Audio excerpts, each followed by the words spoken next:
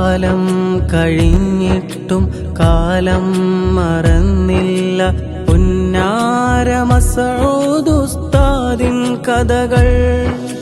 3 പൈതങ്ങളെ യതീമാക്കി അവർ പ്രിയതമയും വീട്ടവർ യാത്രയായി.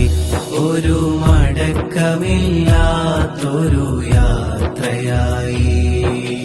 മായാത്ത നൂറിന്റെ മറയാത്ത ഓർമ്മകൾ തെളിയുന്നു സ്നേഹത്തിൻ കഥകൾ.